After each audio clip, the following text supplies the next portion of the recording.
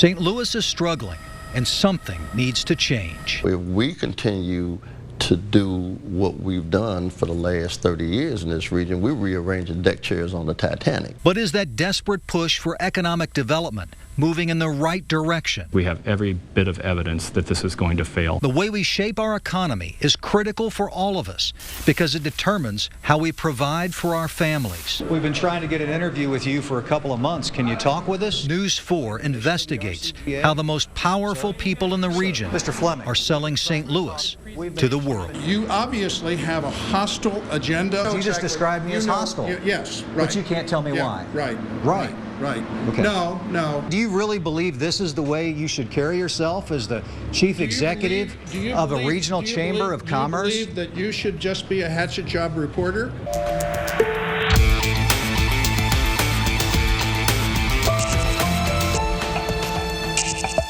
St. Louis has trailed the nation as a whole when it comes to creating jobs. It's been like that for many years. The St. Louis Regional Chamber and Growth Association, our version of a chamber of commerce, is the group typically relied on to sell St. Louis to the world. But at the beginning of the year, when we started looking at the RCGA and how it conducted business, the chamber's top executive decided our questions were hostile and he would have nothing to do with us. Mr. Fleming, Craig Cheatham, Channel 4. Greg, how are you? Nice to see you. For months, this was as close as we could get to Dick Fleming. Our investigation found that he was the highest paid Chamber of Commerce president in the country for the 2-year period of 2008-09, making $1.8 million in salary and deferred compensation during one of the worst recessions in U.S. history. I hoped he would explain the RCGA's mission and how he earned that money, but Fleming repeatedly refused. Can you explain the mission of the RCGA? Sir, we've been trying to talk. We've been trying to talk with Mr. Fleming for 2 months. Can we talk with you outside very briefly before this gets started? Why don't you let me get my thoughts together for a presentation here and do the courtesy of that? Dick Fleming arrived at the RCGA 17 years ago and has dramatically increased its size and services. But despite that, job growth in the region has been flat for the last 2 decades. And some local leaders told me that the RCGA provided little, if any, help when they needed it. Fenton Mayor Dennis Hancock says the RCGA was nowhere to be found after Chrysler announced its plan to close the Fenton plant. Have you heard anything from the RCGA about what could be done to replace Chrysler and how they could help you? No. Not in 3 years? No. What did you gain from your membership in the RCGA? I don't know that we gained a lot. Did you gain anything? Well, it's hard to put any tangible, point to anything tangible and say this is what we got for our membership. When it needed to cut the budget, Fenton decided to end its membership in the RCGA. That membership cost only $900 a year. Seriously, you don't think the RCGA membership is worth $900 a year to the city of Fenton? We didn't feel that we were getting $900 worth of value out of it, no. How has the RCGA helped the St. Louis area grow over the last 20 years? You're looking away. You're going to have to ask that question again. Is that really that tough of a question? Well, Maggie Hales is the Deputy Director of the East-West Gateway Council of Governments, a St. Louis group focusing on economic research and the distribution of federal highway funding. Gateway has 24 board members, 12 elected officials from Missouri, another dozen from Illinois. It would seem that RCGA and Gateway would be logical partners, but Hales says they're not. some of our Illinois members have not been happy with RCGA's approach, and so that's been a problem. We really need to work together and include Illinois, and I think many of our Illinois members don't feel RCGA has done an effective job at that. At representing them. St. Clair County used to contribute $60,000 a year to the RCGA, but County Board Chair Mark Kern says that stopped years ago because county officials couldn't see the chamber's impact on the local economy. We really couldn't point to any business expansion or new businesses coming in that we could really attribute to what RCGA was doing for us. St. Clair County, one of the largest and fastest growing in the region, hasn't even been an RCGA member for years. Part of that comes down to the way the chamber spent its money during a terrible economy. Flat job growth and you're so disenchanted with the organization that you drop out. You say they had no impact on St. Clair County. And during that period of time, Mr. Fleming is the highest paid chamber president in America. Does that make any sense to you at all? Well, that's why we got out. Fleming's critics say there is also a sense of entitlement at the RCGA. In 2009 tax filings, the chamber reported spending nearly $500,000 for office space in a downtown skyscraper and more than $38,000 a year on leased automobiles, like this Infiniti driven by Fleming. After we looked at those records, we requested Fleming's expense reports, but the regional chamber, a private organization, didn't give them to us. They didn't have to. When we approached him after his speech in April, Mr. Fleming walked out a back door. We found him hiding in a service hallway near a stack of plastic milk crates. Mr. Fleming, why don't you just talk to us? Because we've been trying to get an interview with you for 2 months. Here you are hiding in a hallway. No, I'm waiting to get lunch. We angered him by requesting his expense reports, but Fleming didn't want to talk about anything else either, unless he could insult me personally and professionally. I am readily available to anyone in the media who wants to do a straight story. You don't do straight stories.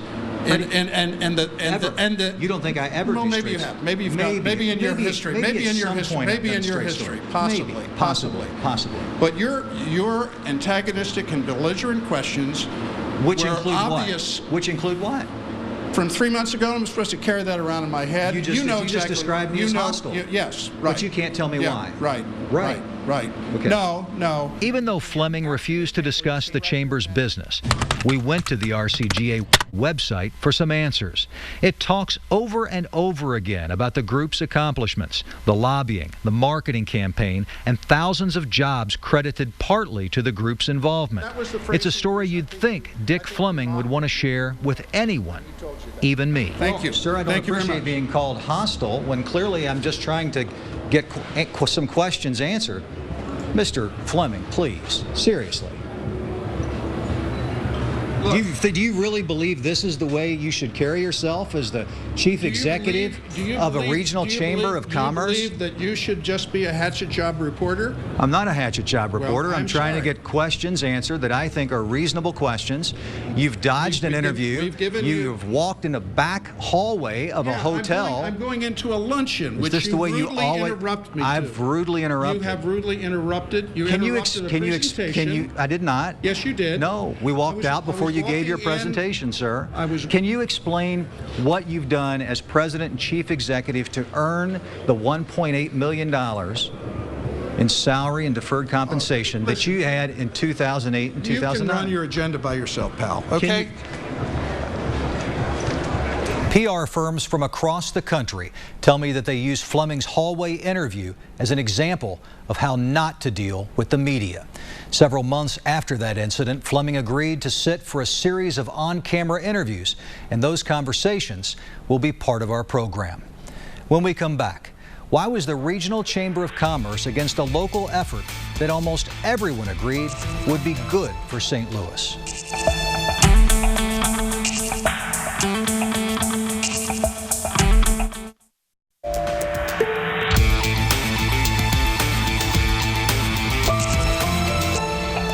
3 months after our interview with Dick Fleming in that hotel service hallway, we learned that the RCGA's president and CEO refused to support a proposal by a different nonprofit group that appeared to be good for the region. The leading politicians and business leaders supported it, but not Fleming. Our investigation found that it appears one of the reasons he was against it is that he wasn't involved in it. I've supported Dick, but unfortunately, Dick has disappointed me on this issue. Ed Hillhouse is the executive director of the East-West Gateway Council of Governments, the metro agency responsible for distributing federal transportation funds to the region. Gateway also conducts research. Fleming refused to support Gateway's proposal for a comprehensive regional business plan created by the prestigious Brookings Institution. I have been baffled. I really have. I've questioned why. Brookings had already created plans for Seattle, Minneapolis, St. Paul, and Northeast Ohio. All 24 public officials on the East-West Board of Directors, including St. Louis Mayor Slay and St. Louis County Executive Dooley, supported it. The leading pro-business groups also endorsed it, but not the RCGA. What possible reason would he have to not support this? One of the reasons that he gave me was that we already have studies going on. We're already doing it. We're already doing things that will work, and That RCGA has yes. things that will work. Yes. Hillhouse said that it appeared Fleming wanted RCGA to be in charge of the project, not East-West Gateway. Hillhouse told me that Fleming attended a Brookings conference in Washington, D.C., and allegedly told Hillhouse that he had approached Brookings with his concerns about East-West proposal for St. Louis. What he did say was that he had talked with them. He wanted me to know that he knew all of them personally, and that he served on the advisory board, and that he had talked with them about his concerns, and he said, and he told me, he says, and they have concerns also. Fleming agreed to talk with us after we told the RCGA about our interview with Ed Hillhouse. Why aren't you supporting East-West Gateway's proposal to bring the Brookings Institution in here for a study? Well, it's not a question of whether we are or are not supporting it. When My question was, can Mr. I Fleming, finish you're not answering the questions, Mr. Can Fleming. I finish an answer? You didn't answer the question. Why aren't you supporting the plan? When will you allow me to respond? Please. Good. When we first became aware of the Brookings proposal, sometime in March, our question was, how does what is being proposed by East-West Gateway relate to the work that the community and the RCGA had just finished spending 18 months on in a regional economic development plan? Very legitimate question, very reasonable question, I believe. That question was never responded to by East-West Gateway. Our investigation found that at the time when Gateway was getting letters of support for its proposal, Fleming was privately raising doubts about it, partly because it didn't include him, even though he tried hard to convince us that he never did that. This is what he told me on July 5th. It's hard for me to share a concern about a proposal that I didn't even know had been submitted and had never seen. So it was very difficult to critique something that until Friday I didn't see. But 3 months before he told us that, Fleming tried to convince Henry Weber, the executive vice chancellor for administration at Washington University, that the RCGA should be involved in the Gateway proposal to Brookings. According to an email sent by Weber, Fleming presented a strong argument. Not long after Weber's meeting with Fleming, sources say Washington University became much less interested in playing a key role, though the university denies that. How can I discuss a proposal that we don't even know exists, that we didn't even see until Friday? Fleming repeatedly insisted his organization wasn't kept in the loop, but it was. Gateway revealed its interest in the Brookings plan in 3 meetings that were held from mid-March to early April. An RCGA employee was at each meeting. It sounds like before the proposal was actually filed on May the 2nd, that RCGA was in the loop. No. You don't feel like RCGA was in the loop despite those briefings on the plan? No. For 9 minutes in our interview, Fleming strongly implied that he had never talked with Brookings about the Gateway proposal. Finally, he admitted that he had. The fact that there was no proposal made that a moot question. I just told you that 2 weeks ago. But it doesn't matter if you had not seen the proposal. If you had concerns. Nor know that there was one.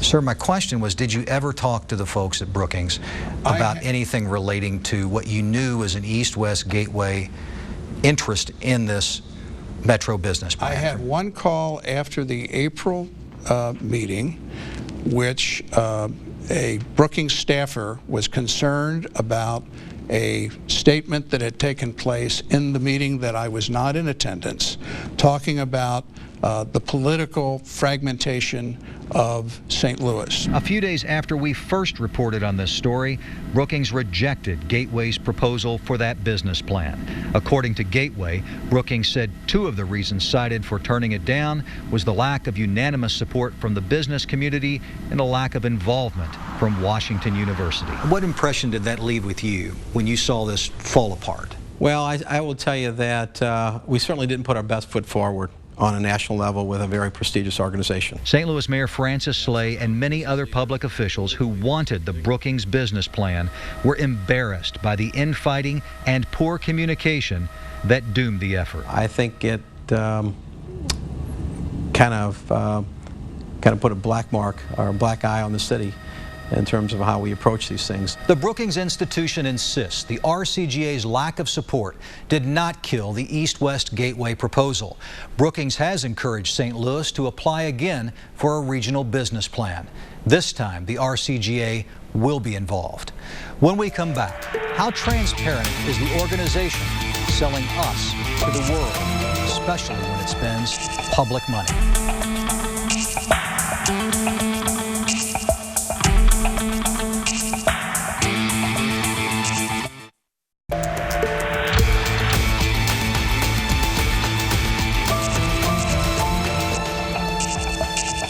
Last year, the St. Louis Regional Chamber and Growth Association raised $2.9 million for its annual economic development program. Nearly 90% of that money came from private businesses, but St. Louis County gave the RCGA $200,000, and county officials weren't exactly thrilled with the results. I would grade their performance as being okay with the ability to improve. Despite that lukewarm endorsement, Denny Coleman, the president and CEO of the St. Louis County Economic Council, says the RCGA has helped the county connect with businesses and overall has probably earned the money it gets from St. Louis County. But he admits he doesn't really know how the chamber has spent $2 million in county funds during the last decade. We put that money into the general fund for the Regional Economic Development Campaign. We do have a contract that says what we expect in return for our investment, but we don't tie specific dollars to specific functions. They can spend it any way they want. In essence. True? Let me add a piece to that. And that's true, though? Since you're referencing the economic development Mr. fund Fleming, itself. In fairness, if I'm asking you a direct question at this point in the interview, I'd really appreciate if you give me a direct answer. I'm running out of time. I know you've got to get moving. Yeah. In fairness. Okay. All right. Is that true? It's true, but the county executive serves on the board of trustees of the Economic Development Campaign that goes through extensive oversight and approval of every expense that is made.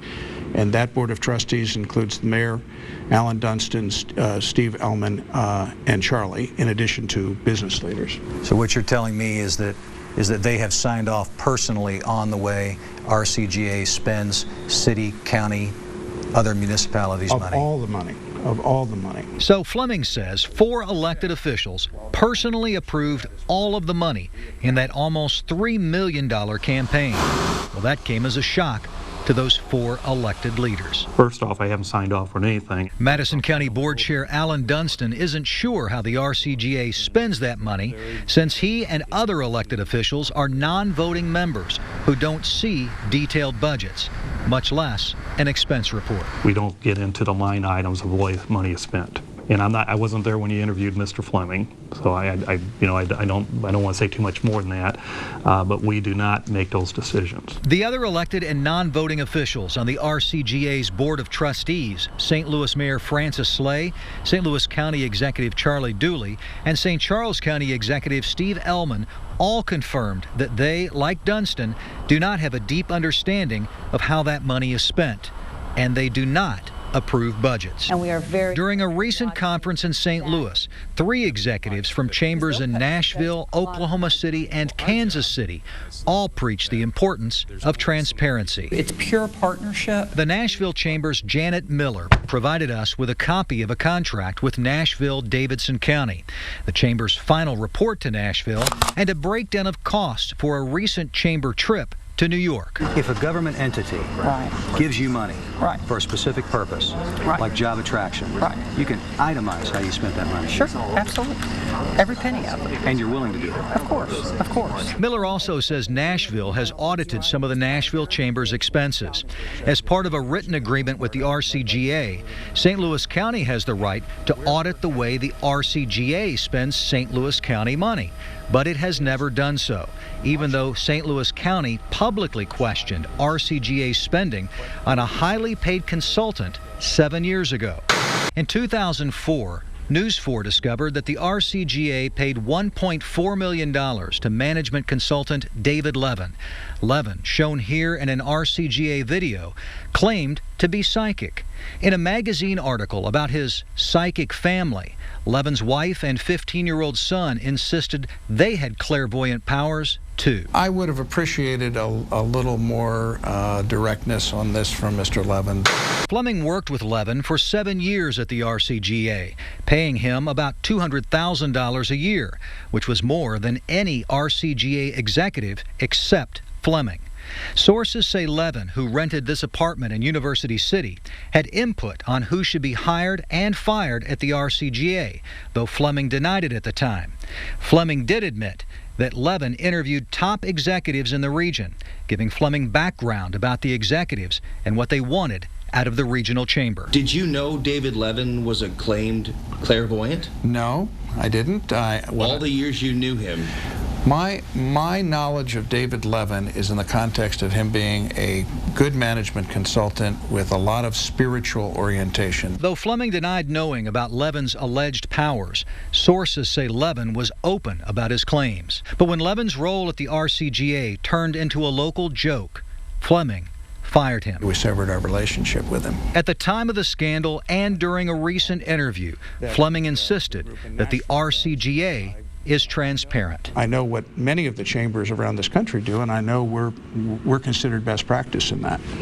At the time of the Levin scandal, the St. Louis Business Journal reported the RCGA's annual consulting budget was $700,000, and that Dick Fleming could spend the money any way he wanted without board approval.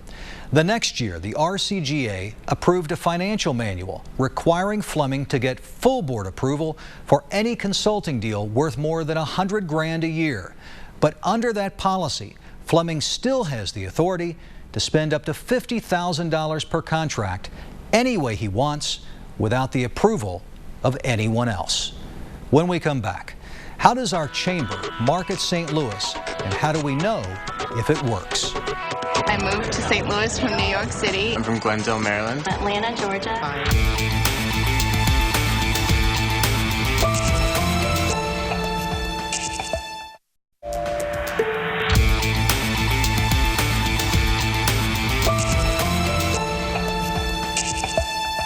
St. Louis relies on the RCGA to market us as a region with print ads and videos.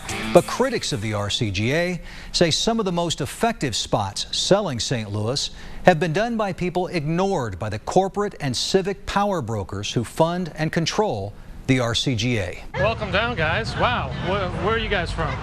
All over. All right, well, welcome down. Just sit wherever you need to. The Royale Food and Spirits is the kind of place rarely sold by the people selling St. Louis. It's actually really good. I had some of this last night, too. Owner Stephen Fitzpatrick Smith has a deep and affordable menu. For you? I'm going to have the burger. But we're not here for lunch.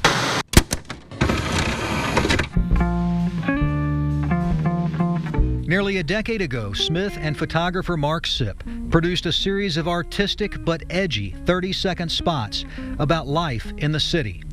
They included pieces about exploring neighborhoods with public art, the Soulard Market, and cinema in the city at City Museum. The spots produced for the group Metropolis cost about $2,000. I had originally contacted the RCGA about doing these spots, and I gave them sort of a brief outline of what I was looking to do, and I contacted Dick Fleming and every single person that I could contact in the organization about it. But he says the regional chamber showed no interest in the project. Do I have a place at the table? Not necessarily me, but there could be other people like me.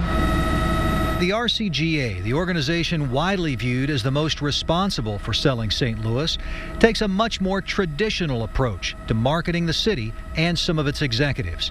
In 2009, the regional chamber spent nearly $1.5 million on marketing and media relations for its economic development initiative, and has spent millions more in recent years, though the RCGA wouldn't say how it spent that money.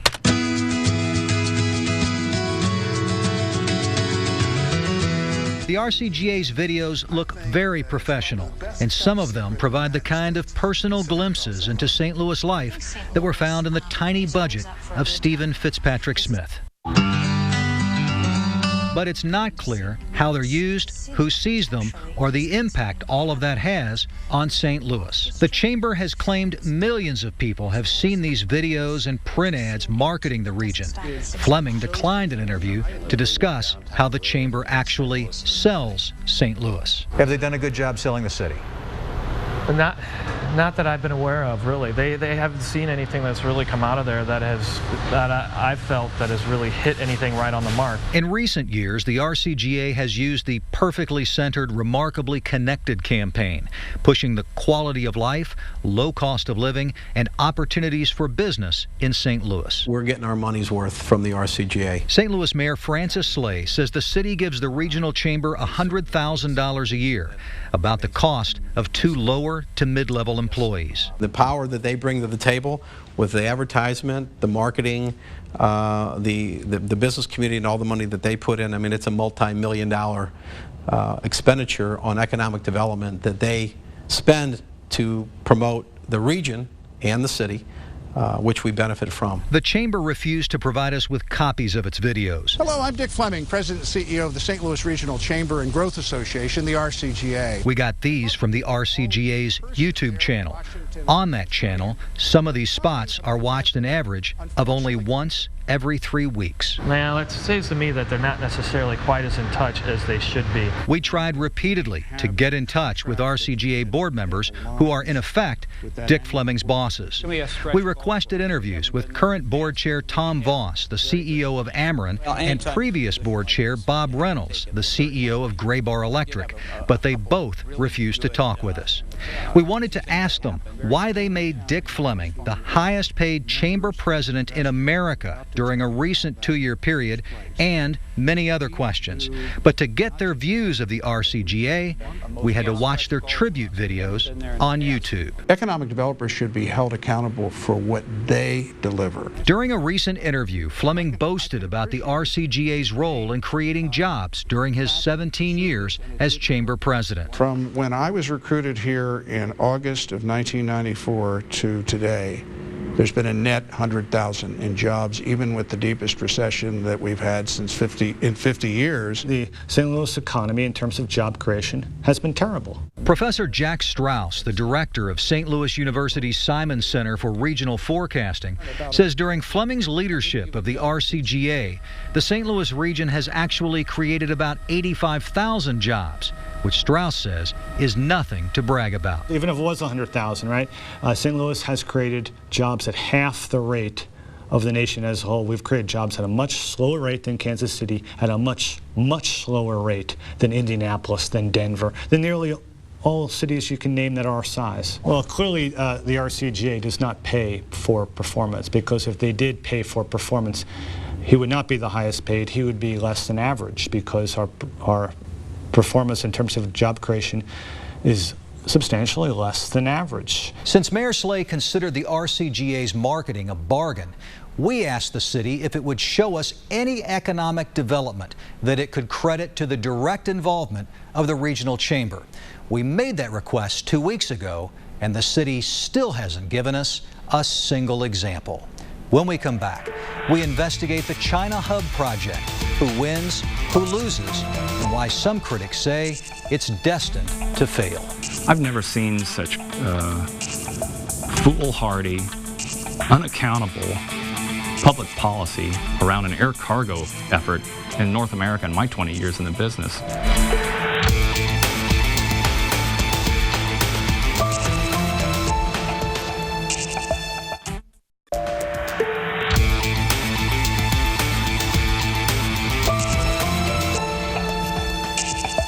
Lambert International used to be one of the busiest airports in America, but after 9/11 and the loss of the American Airlines hub, Lambert is now a mid-sized airport with far fewer direct flights and $1.4 billion in debt.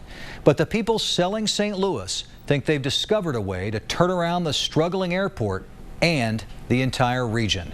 They call it the Big Idea. I think at its essence, the reason it's called the Big Idea is that it has transformational potential for our region. That big idea, according to Dick Fleming, is the plan to create a massive international cargo operation at Lambert Airport that he says could pump billions of dollars into our economy.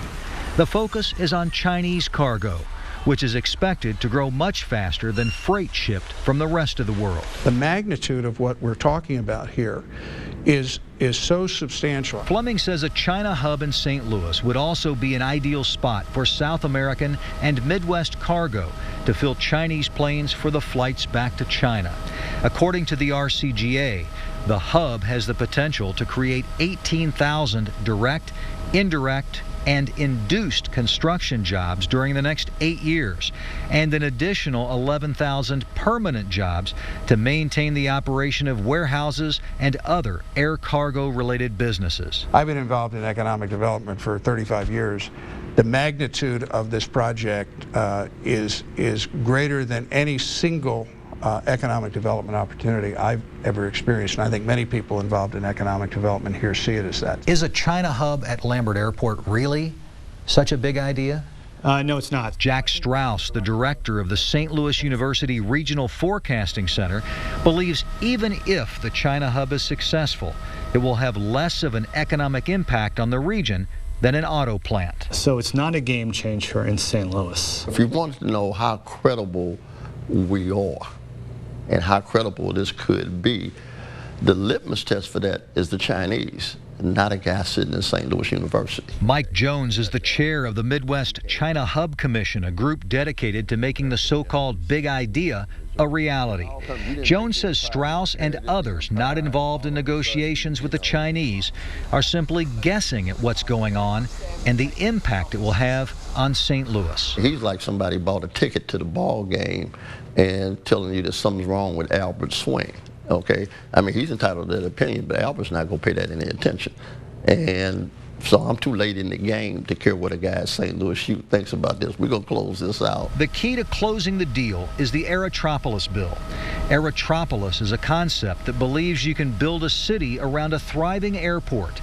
The bill before the Missouri legislature would provide huge tax breaks for private investors, including up to $300 million in tax credits for the construction and equipment costs of developers who will build warehouses. None of these tax credits are issued prior to any developer building. You have to build the facility, invest your dollars, prove that you're putting cargo in and out of flights traveling internationally out of Lambert, show that you've got jobs affiliated with that, and then you can apply for the tax credit over a 5-year period. So there aren't any, and if no one ever builds, a dollar is never spent. Lambert's director, Rhonda Homney-Briggy, says those tax credits are spread out over a period of up to 15 years. She says the airport has enough warehouse space to handle a few international cargo flights a week, but it needs much more to turn Lambert into an international cargo hub. Is this a if we build it, they will come idea? No. But in some ways, it is. And the more News 4 learned about the Midwest China hub, the more questions we had about it. We have every bit of evidence that this is going to fail. Mike Weber, an air cargo consultant who has worked with some of the biggest airports in the country, says Lambert is a terrible choice for an international cargo hub. He says that's because Lambert's landing fees are among the highest in the country, and there's already an abundance of vacant warehouse space at large cargo airports, including some located in the Midwest. I've never seen such foolhardy, unaccountable public policy around an air cargo effort in North America in my 20 years in the business. Weber admits a St. Louis China hub could cost O'Hare International Airport in Chicago additional business. Weber is under contract with a consultant who does work with O'Hare, but he insists he's only speaking out because the St. Louis project is doomed, and he says Lambert's failure will hurt funding for more legitimate cargo efforts. But this is just thievery. Weber and Strauss aren't the only critics. I don't think this is the best investment for Missouri. Amy Bluen is the executive director of the Missouri Budget Project, an independent nonprofit research group that focuses on budget and tax issues. Bluen says the bill doesn't require that a warehouse export a single piece of cargo to get tax credits, and there are no requirements that businesses use Lambert after they are no longer eligible for tax breaks. We want something as a society that's going to help us with our unemployment rate and help our communities rebuild.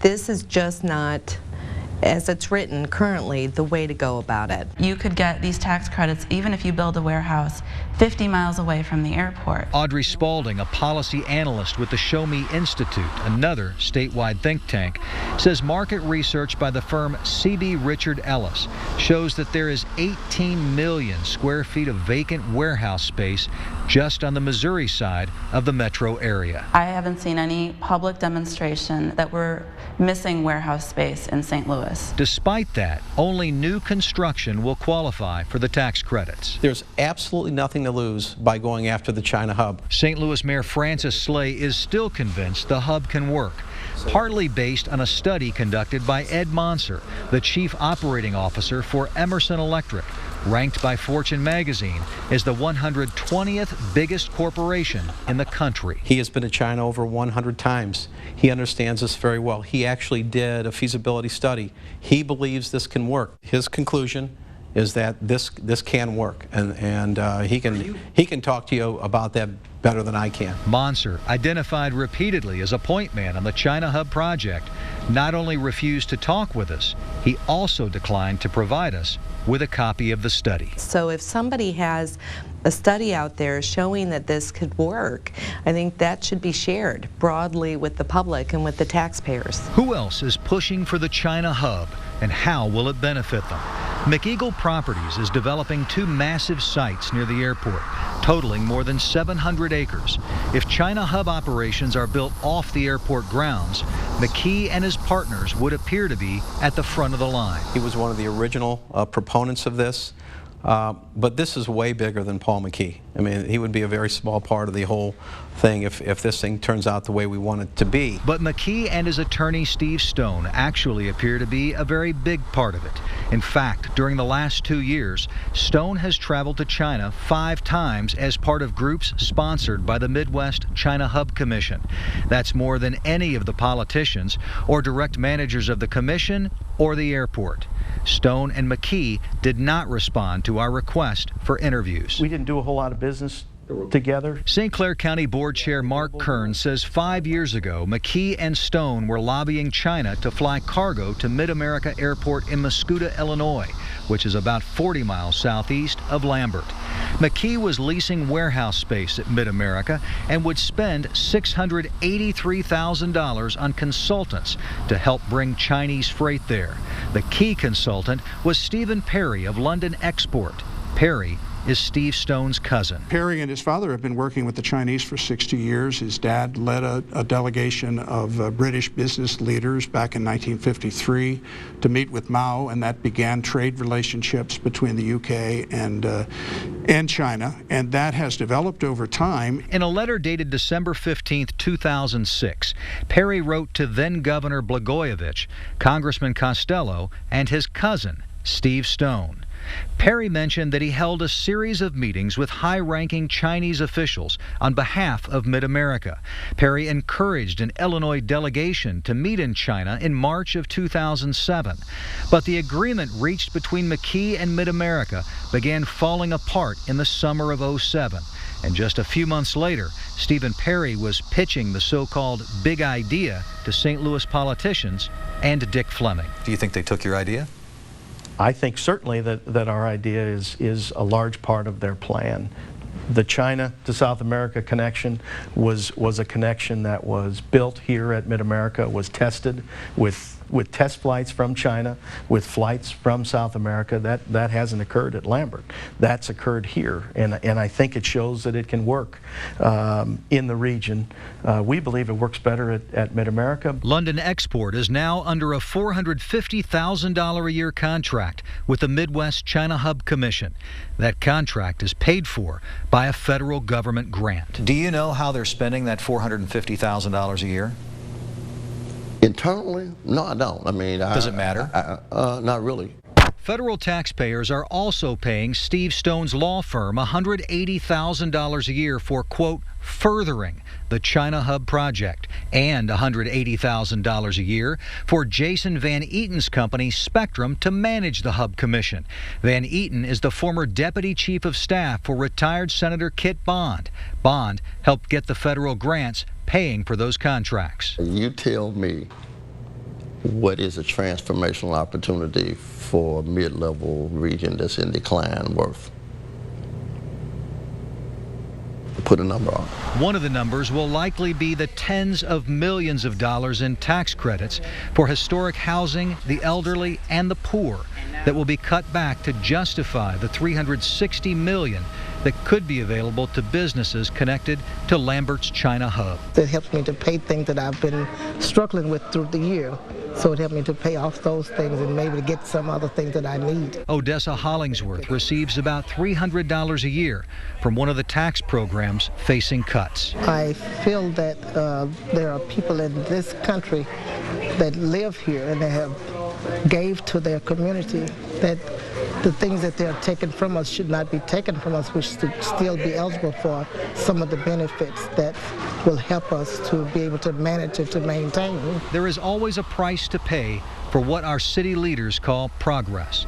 Since 2009, the Midwest China Hub Commission, funded largely by taxpayers, has spent $266,000 in public money, taking politicians, consultants, and executives to China. If you're St. Louis, you don't really have a choice but to try to make a play like this. Commission Chair Mike Jones says the region desperately needs to invest in the hub because the old strategy of local cities luring businesses from other nearby communities hasn't cut it. If we continue to do what we've done for the last 30 years in this region, we're rearranging deck chairs on the Titanic. Jones says the lifeboat could be China Hub.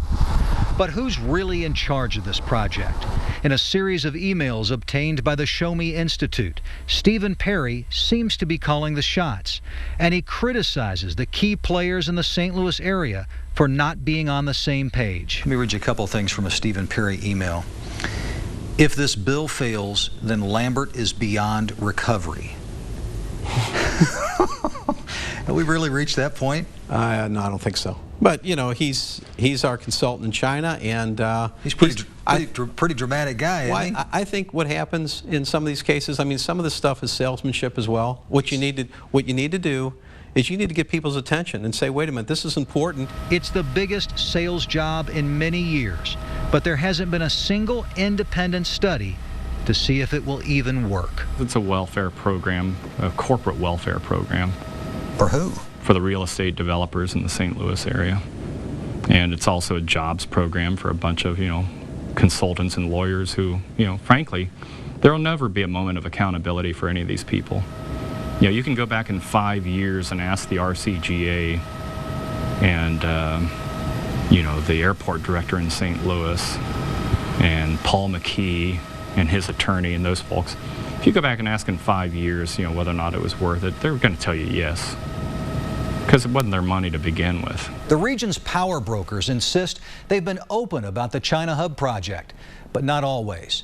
The Midwest China Hub Commission recently forced News 4 to refile an 8-day-old request for documents relating to those high-priced consultants, just because we didn't call it an open records request. We didn't have to, but the impact is the same. An 8-day delay to openness, just before the legislature votes on the Aerotropolis bill at next week's special legislative session. Some final words when we come back.